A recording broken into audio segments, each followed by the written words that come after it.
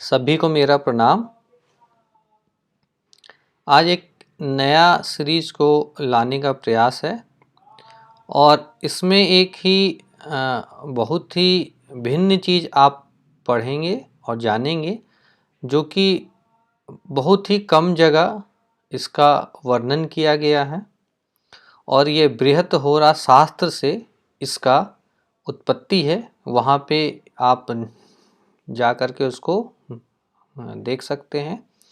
तो ये है क्या, उसे हम बताएंगे और इस यात्रा को प्रारंभ करते हैं। तो चलिए सबसे पहले ये जानें कि आज क्या टॉपिक रहेगा हमारा। तो आज का टॉपिक जो है हमारा रहेगा अप्रकाशित ग्रह। कहने का मतलब ये हुआ कि कुछ ग्रह जो हैं वो हमें पूर्णता दिखाई नहीं देते हैं, क्योंकि आकाश में आप हर ग्रह को, कहने का ऐसा नहीं है कि सिर्फ सूर्य को ही, चंद्रमा को, इन दोनों को तो हम जानते हैं, आप शुक्र को, बुध को, सभी ग्रहों को, शनि को, सभी को हम देख सकते हैं। लेकिन कुछ ऐसे ग्रह होते हैं जिन्हें हम देख नहीं पाते हैं। तो नवग्रह के अलावा कुछ ऐसे ग्रह हैं, उनका अप्रकाशित रहने के कारण प्रभाव हमारे ऊपर बहुत ही कम होता है, लेकिन हमें उसको भी जानना चाहिए और उसका फल कैसा है वो मैं अगले पार्ट में आप लोगों को बताऊंगा। तो सबसे पहले जान ले कि अप्रकाशित ग्रह जो हैं उन्हें क्या क्या नाम से जाना जाता है। तो ये क्या है, एक है धूम, एक है वतीपात, एक है परिवेश, एक है इंद्रचाप और पांचवा जो है वो है केतु। ये केतु राहु केतु वाला नहीं है, उसके अलग है, भिन्न है। ठीक है, तो चलिए इसको हम जानते हैं कैसे। तो इन सब ग्रहों का जो कैलकुलेशन यानी कि जो इसकी गणना होती है वो सूर्य के भोगांश पर ही पूर्णतः निर्भर करता है। यानी सूर्य का जो भी अंश जिस डिग्री पे वो रहेगा उसके अनुसार जो ये पांचों ग्रहों का साधन होगा कि वो कहाँ हैं आकाश में, वो निर्धारित होता है।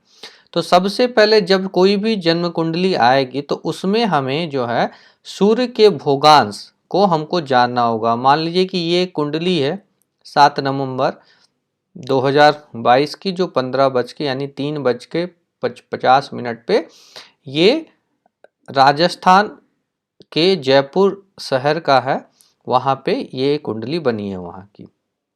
तो किसी का जन्म यदि उस समय हुआ होगा तो सबसे पहले हमें देखना कि सूर्य किस राशि में और किस भोगांश पे। तो सूर्य जो है तुला राशि में 7 नंबर में देख रहे हैं आप 20 अंशों पे बैठा हुआ, यानी 20 अंश 48।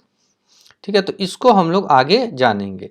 तो ये देखिए, ये हमने लिखा है 6 साइन पास। ये 6S का मतलब 6 साइन पास, यानी 6 जो राशियां हैं उसे सूर्य ने भोग लिया और 7वें में 20 डिग्री का है। ठीक है, 20 डिग्री 48 मिनट।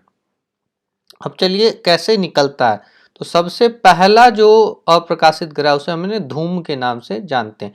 तो इसको निकालेंगे कैसे। तो सूर्य के भोगांश यानी सूर्य का जो भी भोगांश आएगा उसमें जब 4 साइन पास और 13 डिग्री 20 मिनट इसको जब जोड़ देंगे तो ये धूम का भोगांश और वो कहाँ है वो हमें पता चले जाएगा। तो अब देखिए क्या होगा कि सूर्य का यहाँ हमने भोगांश पहले जान लिया था कि 6 साइन पास, यानी वो तुला राशि में 7 नंबर में 20 अंशों पे है। अब इसको जब हम जोड़ेंगे 4 से तो ये आएगा 11 साइन पास 4 डिग्री और 8 मिनट।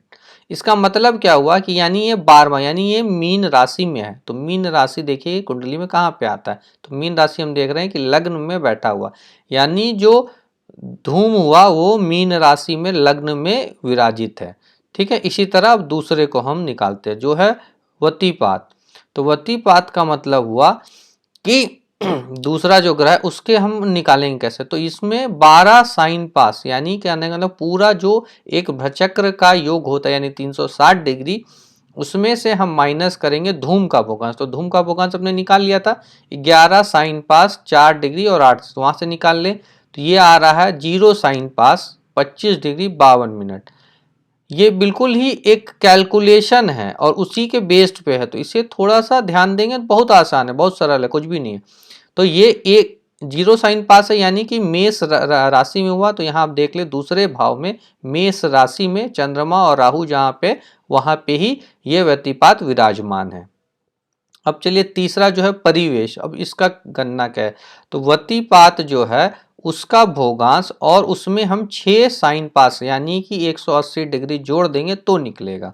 तो ये जब हम जोड़ेंगे तो ये देखिए यहाँ पे क्या आएगा, 6 साइन पास 25 डिग्री 52 मिनट, यानी कि ये 7वें यानी 7th साइन में यानी कि तुला राशि में है। तो यहाँ पे देख ले कि यहाँ जो आठवां भाव हुआ, 7वीं राशि जो इस जन्म कुंडली में, यहाँ पे शुक्र सूर्य बुध और केतु के साथ जो है परिवेश भी बैठा हुआ है। ठीक है। अब इंद्रचाप का भोगांश हम कैसे निकालेंगे, तो 12 साइन पास माइनस परिवेश का भोगांश, तो परिवेश का भोगांश पहले हमने निकाल लिया था, 6 साइन पास 25 डिग्री 52 मिनट था उसका। अब उसको 12 से माइनस कर दे तो ये आएगा 5 साइन पास 4 डिग्री और 8 मिनट। ये इंद्रचाप का भोगांश हुआ। तो इंद्रचाप का अब स्थिति मतलब वो कहाँ पे होगा, तो वो आप देख ले कि वो छठे राशि में यानी कि कन्या राशि में। अब कन्या राशि इस कुंडली में कहाँ पे, तो 7वें भाव में कन्या राशि में है, तो वहां इंद्रचाप हुआ। अब पांचवा और अंतिम जो है केतु, तो केतु का निकालेंगे कैसे, तो इंद्रचाप का भोग प्लस 16 डिग्री 40 मिनट। तो हाँ, हम जब इसे देखेंगे यहाँ तो देखिए जो केतु का भोगांश निकल के आएगा वो आएगा 5 साइन पास 20 डिग्री और 48 मिनट। तो ये केतु भी जो है सिंस 5 साइन पास है तो इसका मतलब ये छठे राशि में, यानी कि ये भी जो है 7वें भाव में कन्या राशि में विराजमान है। और जब यहाँ पे हम देख ले तो कोई और ग्रह युक्त नहीं है, भले गुरु और मंगल से वो दृष्ट है वहाँ पे। तो इस तरह से हमने पांचों ग्रहों जो अप्रकाशित ग्रह हैं उनको कैसे कैलकुलेट करना है, उनके नाम क्या है, और अगले पाठ में हम पढ़ेंगे कि उसका फलादेश कैसे होता है और क्या क्या फल वो देते हैं, शुभ या अशुभ, उसे हम जानने का प्रयास करेंगे। सभी लोगों का पुनः बहुत बहुत धन्यवाद।